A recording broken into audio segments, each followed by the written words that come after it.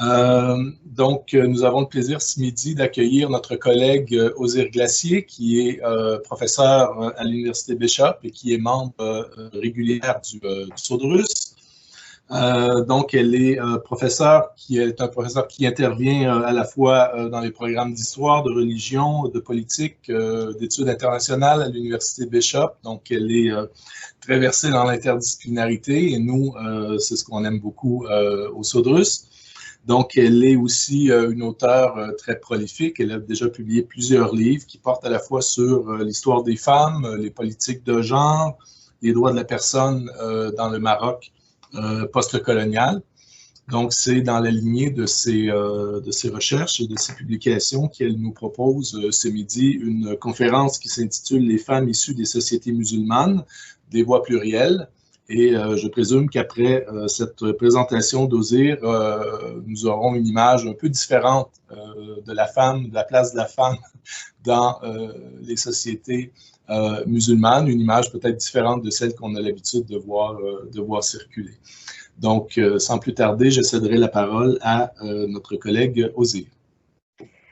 Bonjour. Et tout d'abord, j'aimerais remercier les personnes qui ont organisé cet événement au sein du SODRUS.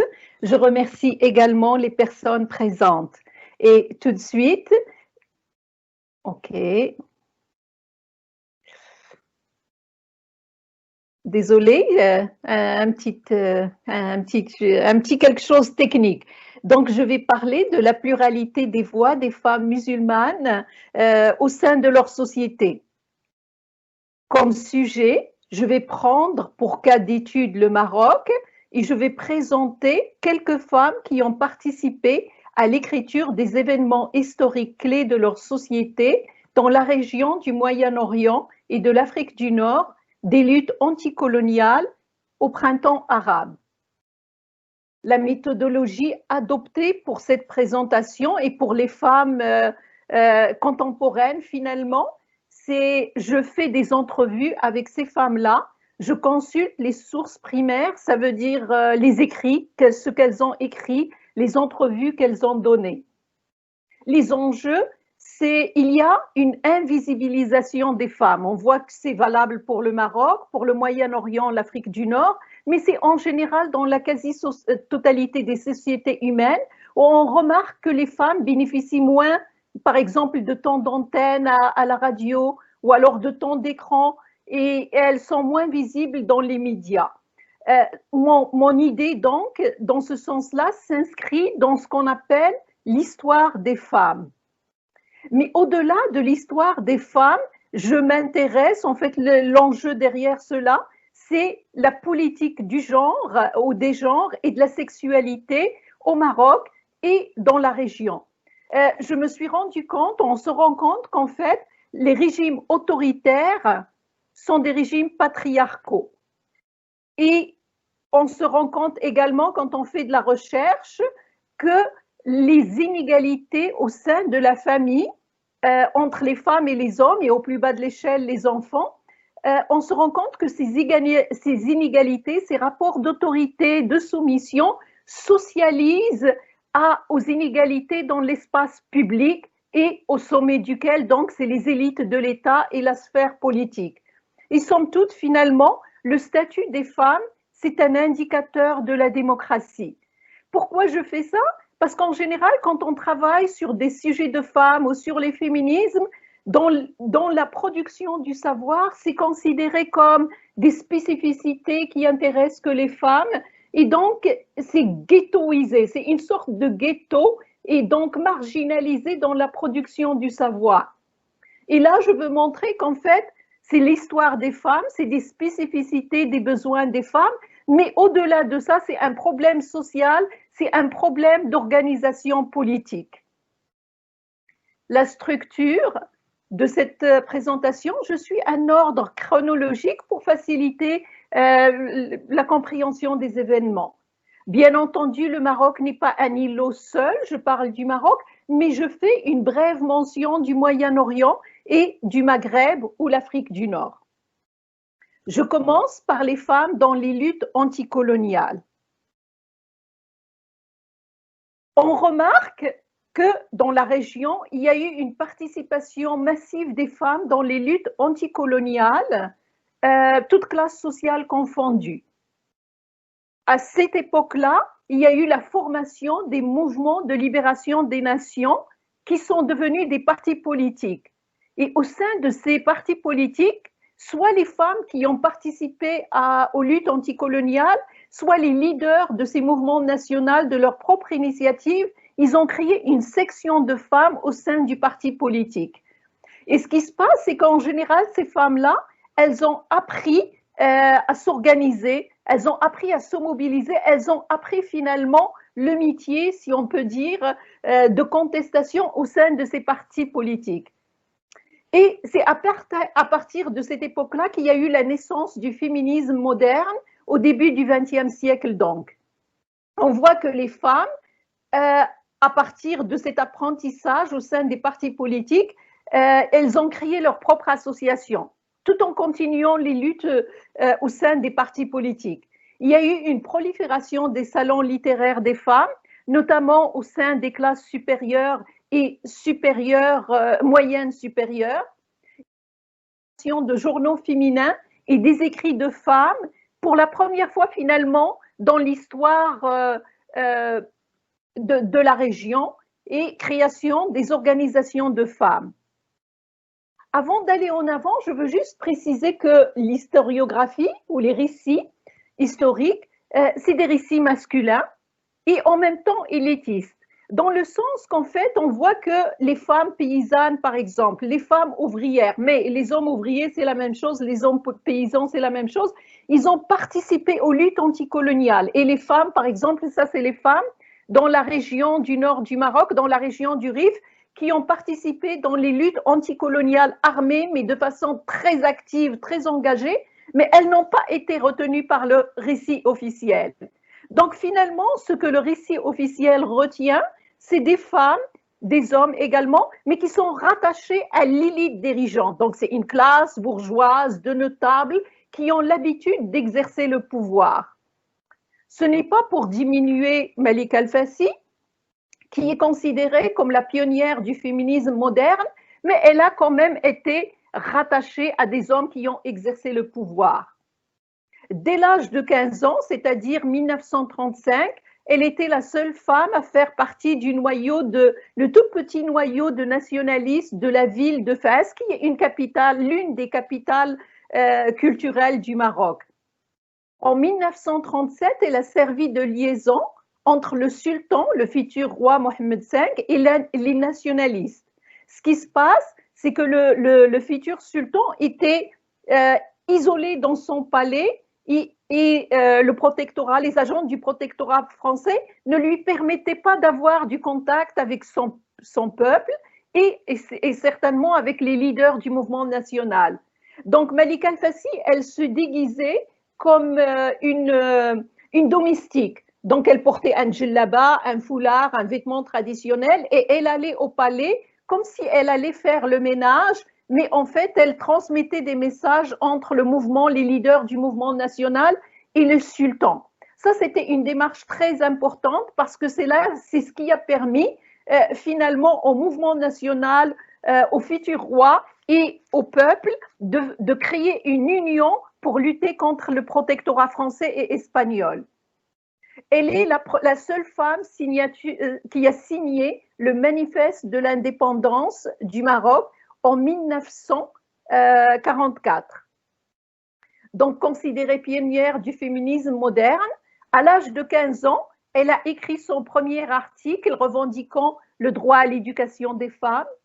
Elle a créé un mouvement de femmes au sein du parti l'Istiqlal, ça veut dire le parti de l'indépendance, et qui s'est beaucoup dévoué, qui s'est intéressé à l'amélioration des conditions des femmes. En 1955, quand le Maroc a été déclaré indépendant, elle a revendiqué le droit de vote des femmes auprès du roi Mohammed V. La réponse du roi était que les femmes ont participé pleinement aux luttes anticoloniales et donc qu'elles méritent pleinement leur droit de vote et leur droit politique. Malika Al-Fassi, donc, a milité toute sa vie durant jusqu'à sa mort. Elle est morte quasiment centenaire pour les droits des femmes. Parmi d'autres, bien sûr, le Maroc, comme on a dit, n'est pas un îlot séparé du monde. On voit un ensemble de chercheurs et chercheuses, des voix très fortes, qui se sont intéressés aux luttes anticoloniales et à la naissance du féminisme en Algérie, comme avec Marnia Lazraq. Elisabeth Thompson a écrit sur les femmes syriennes et libanaises. Leila Ahmed a écrit sur la formation du féminisme moderne en Égypte. Les femmes et l'édification de l'État moderne.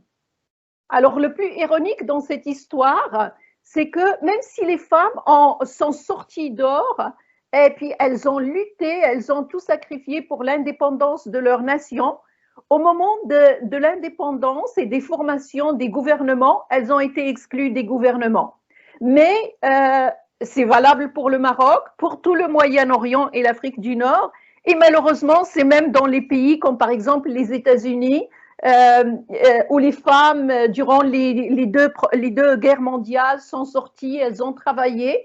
Mais dans les années 50, le slogan qu'on a ressorti aux femmes, c'est que la femme idéale, c'est celle qui est une mère, une épouse, et donc on les renvoyait à ce qu'on considère être leur espace naturel, ça veut dire le domicile ou la sphère privée. Malgré ce contexte misogyne et hautement patriarcal, il y a quelques femmes qui ont réussi à se distinguer. Alors, Halima, la diplomate Halima Mbarak Ouarzazi, en fait, elle rêvait d'être une femme politique, elle rêvait de participer à la gestion du pouvoir. Et en 1963, et elle est l'une des rares femmes à se présenter comme candidate aux élections législatives, les premières élections législatives du Maroc en 1963. Elle n'a pas été élue et elle a développé une réflexion critique vis-à-vis des partis politiques parce qu'elle s'est rendue compte que non seulement la population ne prend pas au sérieux les femmes qui veulent être comme une voix d'autorité dans leur domaine, dans la sphère publique, mais en plus, le parti politique, il désigne des femmes dans des endroits, dans des localités où ils savent pertinemment qu'ils n'ont aucune chance de gagner, que de toute façon, ils vont perdre cette localité-là. Donc, pour elles, pour que les pays se développent et pour qu'il y ait démocratisation, c'est nécessaire qu'il y ait des femmes dans les postes clés de prise de décision. Dès les années 1960, elle a prôné un système de quotas au sein du Parlement. Elle a eu une longue carrière au sein des Nations Unies, plusieurs décennies, 50 ans, plus de 50 ans. On voit que, comme elle n'a pas pu être une femme politique, elle a réussi à s'imposer au sein du ministère des Affaires étrangères et elle est devenue vice-présidente, puis présidente de la 3e commission de l'Assemblée générale des Nations unies.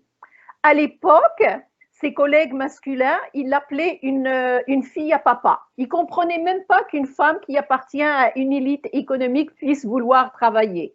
Donc, on l'a affectée à la 3e commission de l'Assemblée générale qu'on appelle à l'époque la commission des femmes. C'était une toute petite commission qui s'intéressait à des affaires humanitaires. Donc, c'était une façon de se débarrasser d'elle.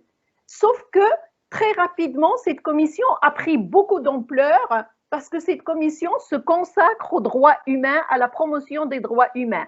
Et donc, elle est devenue l'une des commissions principales de l'Assemblée générale des Nations unies. Donc, Halima Ouarzazi Mbarak a beaucoup d'ambition. Elle a réussi à devenir présidente de la 3e commission et elle a réussi à faire adopter les 2 pactes internationaux relatifs aux droits civils et politiques et aux droits économiques, sociaux et culturels après des négociations qui ont duré 17 ans entre les pays membres. Et là, j'ouvre une parenthèse, avec la Déclaration universelle des droits humains et les 2 pactes internationaux, ces documents sont considérés les fondements, les traités fondements des traités internationaux relatifs à la protection des droits humains. Donc, une très longue carrière, ce n'est pas le but de cette présentation de parler de toutes ses contributions, mais je vais dire que, tout simplement, elle n'est pas la seule. Des historiens comme Roland Burke, comme Paul Golden Lauren, qui se sont intéressés, qui sont allés aux archives des Nations Unies, qui se sont intéressés à l'écriture, à l'élaboration des traités internationaux des droits humains. Ils ont fait la découverte qu'en fait, les États non occidentaux étaient là, mais non seulement ils étaient là, mais ils étaient en général représentés par une femme. Et donc, dans les années 60, la voix féministe la plus puissante et la plus véhémente, même, je rajouterai ça, c'était la diplomate irakienne Badia Afnad. C'est grâce à elle qu'on a l'article 3 des 2 pactes internationaux qui exigent que les États parties consacrent, réalisent la même égalité des droits entre les femmes et les hommes à tous les niveaux. Donc, c'est un article clé. Les années 70, on évolue vers un contexte de socialisme, aussi bien au niveau régional qu'international. On voit qu'il y a eu, par exemple, des révolutions socialistes, marxistes au Moyen-Orient, en Afrique, en Amérique latine. Le Maroc n'est pas un îlot, et donc ces idées-là ont traversé le tissu social. Et pour exemple, je citerai Saïda Mennibhi. Elle est devenue le symbole du militantisme féminin. Dans les années 70, elle milite au sein de Hilal Amam, en avant, ça veut dire en avant. C'est une organisation marxiste, clandestine, qui œuvrait pour l'avènement de la révolution socialiste au Maroc. En 1976, elle a disparu, elle a été kidnappée et torturée dans un centre clandestin de détention clandestin avant de ressurgir dans un procès de masse et d'être condamnée à 7 ans de prison. Elle meurt à l'âge de 27 ans suite à une grève de la faim. En fait, les prisonniers politiques à l'époque, ils ont fait une grève de la faim pour demander une amélioration des conditions de détention des détenus d'opinion. Elle a été accusée d'atteinte à la sûreté de l'État. Elle a été en plus interrogée sur sa relation illégale, c'est-à-dire elle vivait hors mariage avec le militant Aziz Lariche. Elle a consacré aux femmes et aux prostituées une partie de ses écrits et poèmes de prison. Et d'après ses écrits, on voit qu'elle était convaincue que l'abolition du capital émanciperait les femmes. Elle n'est pas la seule. Il y a eu un ensemble de féministes qu'on peut qualifier de féminisme socialiste qui ont cru sincèrement que le socialisme, la lutte des classes allait libérer les femmes. Donc, le Maroc fait partie de la région du monde et il y a un ensemble de chercheurs qui se sont intéressés au socialisme arabe et non arabe dans la région, par exemple en Palestine, par exemple en Iran, mais ils n'ont pas parlé des femmes. Donc, est-ce que c'est une lacune historiographique parce que les récits historiques sont masculins? Je n'en sais rien. Mais je sais que les femmes, à juger par la situation du Maroc, que les femmes ont cru au socialisme et qu'il y avait des femmes donc, qui militaient activement au sein des mouvances marxistes-léninistes. Femmes et société civile. À partir de cette époque-là, la fin des années 70, il y a eu un ensemble de femmes, de militantes qui ont été arrêtées au même titre que Saïda Mennibhi et que tout simplement, il y a eu une désillusion vis-à-vis des clubs masculins, des partis politiques, des structures du pouvoir et des contre-pouvoirs. En fait, il y a eu une prise de conscience de la spécificité de la problématique des genres. Donc, elles ont été, par exemple, en prison. elles se sont rendues compte que l'État, qui discrimine contre les femmes par ailleurs, que ce soit au niveau de loi du mariage, de l'héritage, un ensemble et les mentalités, un ensemble de lois et des mentalités. En matière de torture et de traitement dégradant, on traite les femmes de la même façon, avec la même brutalité, la même violence, mais en plus, il y a des spécificités de traitement dégradant à l'égard des femmes. Par exemple, ces femmes-là, elles ont été arrêtées et jetées dans des cellules en forme triangulaire pour leur rappeler la matrice féminine. On ne leur donnait pas non plus des serviettes hygiéniques pendant des périodes clés pour les humilier. Donc on voyait que les structures du pouvoir étaient masculines, mais parallèlement à ça, les structures du contre-pouvoir sont également masculines, dans la mesure où ça faisait comme une décennie qu'elles militaient au sein des partis, et c'est des partis d'avant-garde, des partis socialistes, etc., mais qu'elles occupaient un strapontin, ils occupaient les seconds rôles au sein des partis politiques. Il en est de même pour les syndicats. On s'est rendu compte également qu'il y avait, par exemple, soit consciemment, soit inconsciemment, une marginalisation, une ghettoisation des femmes. Quand il y avait une femme politique ou une femme active politiquement au sein d'un parti politique, elle était charismatique, elle mobilisait les foules, elle parlait très bien. Le leadership, tout de suite, lui dit va créer une section de femmes, va travailler sur les femmes, va faire ceci et cela. C'est très bien de faire ça, mais ça a l'effet pervers, l'effet inverse, qui est d'écarter du leadership du parti et donc de toute participation aux structures des contre-pouvoirs, d'écarter les femmes qui étaient capables et compétentes. Donc une ghettoisation des sujets des femmes. On s'est rendu compte également qu'au sujet des syndicats, en termes d'exploitation économique, au plus bas de l'échelle, c'est les femmes. C'est les ouvrières qui travaillent dans l'industrie textile, dans les industries agroalimentaires, et qu'en fait, ces femmes-là, elles étaient déjà sous forme d'une sorte de tutelle dans la famille, c'est-à-dire elles doivent obéissance au père, elles doivent obéissance au conjoint, et quand elles travaillent, elles obéissance au patron, au contremaître, tous masculins. Et en même temps, quand elles vont dans les syndicats pour défendre leurs droits, ben, elles s'assoient au plus bas de l'échelle et elles écoutent le leadership masculin qui lui disent quoi faire.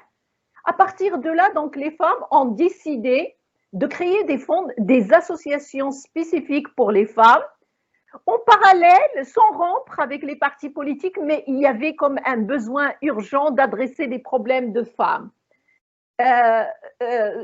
Et de dialoguer directement avec le pouvoir en place. Donc, on a déployé une créativité, détermination et résilience pour propager le féminisme dans le tissu social et pour féminiser ou démasculiniser les structures des contre-pouvoirs en exigeant 30% de femmes à tous les niveaux de ces associations, syndicats, partis politiques en vue de la parité. Comme exemple, je vais citer la militante Hakima Chaoui. Donc, c'est une militante, militantisme pluriel, une militante tout azimut. Et elle est l'un des membres fondateurs de la MDH, c'est l'Association marocaine des droits humains. Et c'est une association qui adhère, qui respecte et qui poursuit, qui promeut tous les traités internationaux relatifs à la protection des droits humains. Et les membres fondateurs des associations de femmes, membres exécutifs du secrétariat national du Parti d'avant-garde démocratique et socialiste, le PAS, du syndicat, la Confédération démocratique du travail, et elle est poétesse en même temps. Elle a été connue du grand public en 2001. Ce qui s'est passé, c'est qu'elle a été invitée à la radio nationale pour lire son poème à l'occasion donc le 8 mars, la Journée internationale des femmes, pour lire son poème qui s'intitule Vous, Anti, vous, Madame. Donc ici, je traduis juste le début et la fin. Donc c'est elle qui dit « Maudit, Madame, celui qui dit « Vous avez été créée d'une côte tordue ». C'est un long poème de 2 à 3 pages. Et à la fin, elle dit « Vous êtes inébranlable, Madame, dans ce présent qui s'embrase pour brûler les livres du passé et pour écrire votre histoire oubliée. » Donc, elle a été condamnée à mort par un groupe islamiste, mais en fait, elle s'est rendue compte, parce que c'est une femme qui s'est présentée, une militante plurielle, une femme politique, elle s'est présentée à une localité lors des élections législatives. Mais elle s'est rendue compte qu'en fait, elle recevait des menaces de mort quand elle faisait sa campagne législative dans cette localité qui est convoitée par les groupes islamistes. Plus elle était active au niveau de sa campagne législative, et plus elle recevait des menaces de mort, et plus ces menaces étaient violentes. Et donc, elle était obligée de se retirer et de se cacher.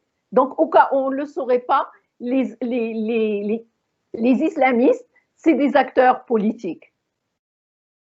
Je ne me permettrai pas de passer sous silence la militante Khadija Riadi, parce qu'elle a été lauréate du prestigieux prix des Nations Unies pour les droits humains en 2013. Et pour juste cerner l'importance de ce prix-là, ce prix a été décerné pour Martin Luther King, par exemple, pour Nelson Mandela. Mais c'est une femme et une opposante politique, donc elle est passée sous silence. Donc ses accomplissements passent sous silence. Avec la diplomate Halima Ouarzazi Mbarak, que j'ai couvert tout à l'heure, elle s'est intéressée à la diplomatie des droits humains. Alors que Khadija Riadi, elle travaille vraiment pour les droits humains par en bas, c'est-à-dire avec les femmes ouvrières, avec les femmes rurales, avec les homosexuels, la protection de l'environnement, etc. C'est vraiment par en bas. Et d'ailleurs, elle a été victime de plusieurs coups de matraque, mettons, on va le dire comme ça. Elle a été présidente de la MDH, l'Association marocaine des droits humains. Elle a été élue 2 fois. C'est ce que permet la charte de l'association. Elle a beaucoup travaillé pour l'avancement des droits économiques et sociaux. En fait, cette époque-là, c'est-à-dire les années 80-90, on s'est rendu compte que, bon, on le sait d'abord, que les droits humains sont interdépendants, mais on s'est rendu compte que les personnes ou les acteurs politiques qui commandent la torture, qui commandent la violence politique, ils bénéficient en même temps de l'appropriation de l'économie. C'est-à-dire qu'il y a un lien entre violence politique et marginalisation économique des citoyens et des citoyennes. Donc, elle a beaucoup œuvré pour les droits économiques et sociaux. Elle a également travaillé pour la démasculinisation de la sphère publique et politique et fait partie des militants et militantes qui œuvrent pour la parité dans tous les domaines, dans toutes les associations et la sphère et le gouvernement, le Parlement, etc. Un ensemble d'universitaires se sont intéressés à la société civile et au développement des femmes, du mouvement des femmes, entre autres comme en Tunisie, en Jordanie. Femmes et islamisme. On voit qu'il y a eu d'abord dans le contexte régional la révolution islamique en 1979. Avec cette révolution, donc au fil des mois, des ans de la décennie, on a noté une délégitimation des féminismes et des associations de femmes au nom de l'islam. Tout d'un coup, alors que l'islam à l'époque, le féminisme à l'époque, c'était laïque. Et que la question de l'islam ou la compatibilité ou incompatibilité de l'islam et les droits humains ou la citoyenneté moderne, ça ne se posait pas. Et là, tout d'un coup, il y a tout un travail qui est fait pour montrer que le féminisme et les associations de femmes s'attaquent à l'islam. Il y a eu également la délégitimation des droits des femmes et certainement l'accès des femmes au marché du travail, au nom du sauvegarde de l'institution de la famille. Mais on voit que ça a commencé d'abord en Iran et ça s'est exporté ailleurs. Ça s'explique qu'à cette époque-là, il y a eu la naissance de ce qu'on appelle les féminismes islamiques. Donc, c'est dans les années 80. Et puis, après, ça s'est propagé différemment des époques. Ce qui se passe, c'est que les femmes iraniennes n'étaient plus capables d'avoir un discours laïque comme avant. Et donc, ils étaient obligés de se réapproprier le discours islamique pour faire avancer leurs droits. Mais de toute façon, ils se sont rendus compte que ça avance pas. Mais en tout cas, c'est un autre sujet. Comme exemple, je prends Asma Mrabet, marocaine. Elle a des approches, donc il y a un ensemble de personnes dans Asma Mrabet. Elles ont des approches basées sur la foi. C'est ce qu'on appelle l'exégèse féministe ou féminine, dépendamment de qui l'écrit. Mais Asma Mrabet, c'est exégèse féministe. Elle a écrit beaucoup d'essais pour montrer que l'islam n'est pas incompatible avec les droits des femmes et l'égalité des sexes.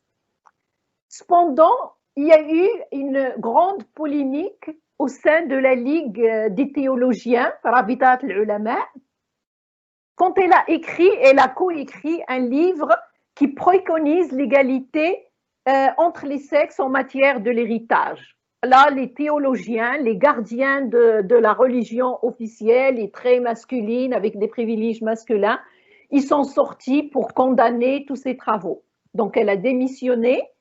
Et on se rend compte que c'est la même chose qui est arrivée avec les féministes en Iran, qu'elles arrivent à la conclusion que le féminisme islamique, ça ne marche pas. Et là, elles adoptent une démarche basée sur les traités internationaux des droits humains et des droits des femmes. Une littérature nombreuse en termes de féminisme islamique, comme Asma al-Mrabet, Amina Wadoud, parmi d'autres. Les femmes et les révoltes arabes. On se rend compte qu'il y a une participation massive des femmes et à tous les niveaux, toutes classes sociales confondues, leadership, comité, organisation, contestation. Ça, c'est au Moyen-Orient, Afrique du Nord, Maroc, toute la région. On voit que c'est des luttes pour l'avènement de la démocratie. Mais il y a une absence de revendication féministe en soi. Par contre, la démarche adoptée, sous-entendue qui est là, elle est féministe. Et je m'explique. Je vais prendre le cas du Maroc. Tahani Madmad a été le porte-parole du mouvement du 20 février. C'est le mouvement des révoltes marocaines de 2011, lors de la première conférence de presse qui annonce le mouvement, qui annonce les revendications du mouvement.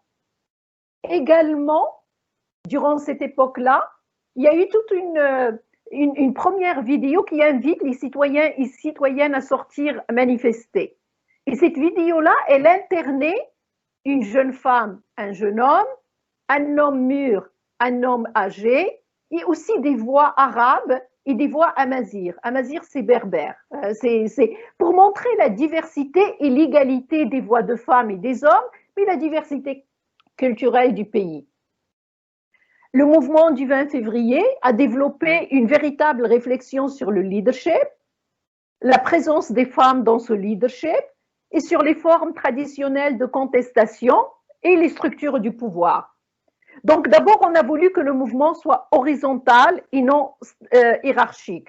Donc c'était des comités de 3 personnes et c'était un comité tournant qui organisait le mouvement. Et on pouvait avoir il fallait au moins une femme présente dans chaque comité. Et donc, on pouvait avoir 3 femmes, mais on ne pouvait pas avoir 3 hommes qui organisaient le mouvement. On voulait également déconstruire cette idée que les droits vont nous être donnés dans le Parlement ou via les partis politiques. On ne croit plus à rien et les droits, ça s'arrache dans la rue. Et donc, on sort dans la rue et on manifeste tous les dimanches. Donc, il y a eu présence des femmes à tous les niveaux. Et dans les slogans, on voit que il disait quand il sortait, toi la fille du peuple, toi le fils du peuple. Constamment, on alternait féminin, masculin. Je dirais juste un mot que durant cette période, la journaliste yéménite Tawakkul Karman a reçu le prix Nobel de la paix 2011 avec 2 libériennes pour sa participation active et sa mobilisation du peuple yéménite lors des révoltes arabes. Il y a eu une littérature abondante qui s'est intéressée donc au sujet des femmes et des révoltes arabes, entre autres au Soudan et partout dans le Moyen-Orient et en Afrique du Nord. En conclusion, je dirais dans mes recherches que l'invisibilisation des femmes relève d'une dynamique plus large qui est la répression de toutes les voies progressistes au pays. Et qu'en fait, elle relève d'une politique ou de politiques délibérées de fabrication d'identités passéistes. Donc, toutes ces idées très rétrogrades qu'on voit participent ou relèvent de la fabrication de l'immobilisme religieux culturel au pays. D'ailleurs, sans surprise, quand on lit les constitutions des pays, certainement le Maroc, l'infériorisation des femmes, en même temps que les fondements du pouvoir, elles sont légitimées par la religion, la culture et les traditions officielles. Donc ça va main en main. On délégitime les femmes, mais on délégitime en même temps toute forme progressiste des fondements de pouvoir. Et c'est toujours la religion, la définition de la religion, de la culture et des traditions qui servent d'alibi. Cela a un impact au niveau international comme on peut l'imaginer et j'espère orienter mes futures recherches dans cette direction-là, mais cet immobilisme culturel qu'on fabrique, il participe à des définitions de eux versus nous et eux, ce sont obscurantistes, on les montre comme des obscurantistes et puis très rattachés à des formes rétrogrades de la religion. Et puis nous qui sommes démocratiques et que nous croyons à l'égalité des sexes, ça fait partie de l'identité culturelle québécoise par exemple, aux élections, aux droits humains, etc. Et que finalement ça rejoint les thèses du grand penseur arabe palestinien Edouard Saïd, l'orientalisme, l'Orient créé par l'Occident. Parce que quand on regarde de plus près, au-delà du folklore, des stéréotypes et des préjugés, eux, c'est nous, et nous, c'est eux, et dans toutes les sociétés humaines, il y a des personnes ordinaires et des personnes extraordinaires qui travaillent avec des ressources limitées, avec une détermination inébranlable, une prise de risque personnelle très grande pour inscrire leur société dans les idées de leur temps, à savoir un état de droit, les droits humains et l'égalité des sexes. Merci.